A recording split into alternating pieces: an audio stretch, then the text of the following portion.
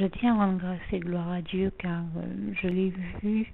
faire des choses extraordinaires et merveilleuses pour sauver le maximum d'âmes. Et je lui rends grâce et gloire à Dieu. Et vraiment, je tiens à témoigner qu'il fait toujours le meilleur, lui qui est le meilleur, et de son mieux pour que le maximum d'âmes soit sauvées.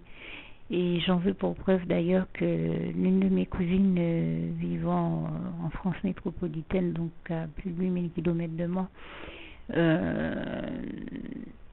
est une des personnes dont le Seigneur Jésus m'avait fait comprendre qu'il souhaitait la sauver et donc la bénir. Et il m'avait mis à cœur de l'appeler jusqu'en France pour le lui dire et de prier avec elle, de façon à ce qu'elle accepte le Seigneur Jésus comme son sauveur personnel. Malheureusement, beaucoup de fois, quand nous discutons avec certaines personnes, elles ne sont pas prêtes à entendre la réalité, même les meilleures choses, même ce qu'il y a de meilleur pour elles, puisque le Seigneur Jésus est le meilleur qui soit, Dieu, Jésus-Christ et son Saint-Esprit est le meilleur qui soit. Donc forcément accepter Jésus, dire oui à Dieu, à Jésus et au Saint-Esprit, c'est faire la meilleure démarche que possible,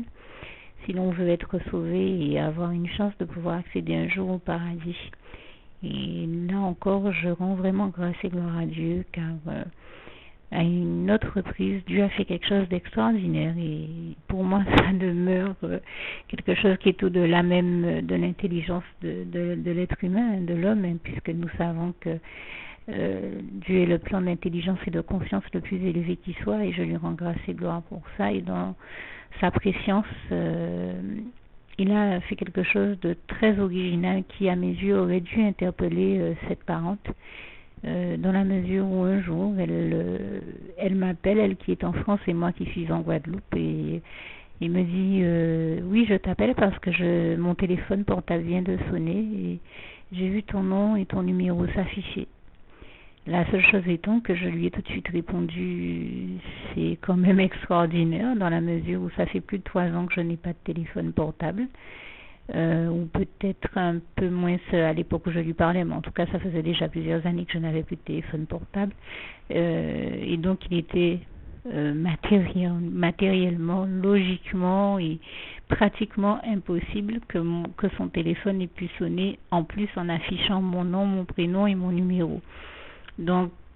comme je lui ai dit, ça ne peut être qu'une intervention divine, ça ne peut être qu'un miracle de Dieu dans la mesure où ça faisait donc des années que je n'avais pas de téléphone portable, à tel point que j'ai appris par quelqu'un que mon numéro a même été attribué à quelqu'un d'autre. Donc on peut se demander, en dehors d'un miracle de Dieu, comment est-ce qu'elle a pu voir mon nom, mon numéro s'afficher sur son écran et son téléphone sonner. C'était donc la preuve que Dieu a agi, que Dieu voulait la sauver, et vraiment toute la gloire revient à Dieu, à Jésus, à son Saint-Esprit, car Dieu seul peut faire de tels miracles, a la puissance et la toute puissance de faire ces choses. Moi, je n'ai pas cette puissance, et donc je lui rends grâce et gloire, et toute la gloire revient à Dieu, à Jésus-Christ et à son Saint-Esprit. Je voulais témoigner de ces choses pour vous montrer à quel point quand Dieu veut sauver une âme,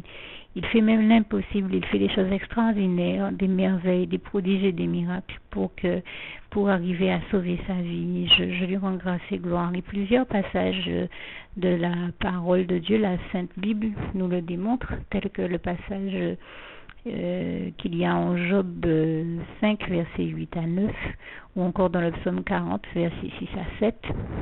Et je pense également au psaume 68, versets 6 à 7, versets 19, 20, 21 et 31. Et aussi un passage que j'aime beaucoup, Philippiens 4, verset 7, moi qui parlais d'intelligence, Philippiens 4, verset 7, et la paix de Dieu qui surpasse toute intelligence gardera vos cœurs et vos pensées en Jésus-Christ, et c'est le soin de mon cœur pour tous ceux qui écoutent ce message.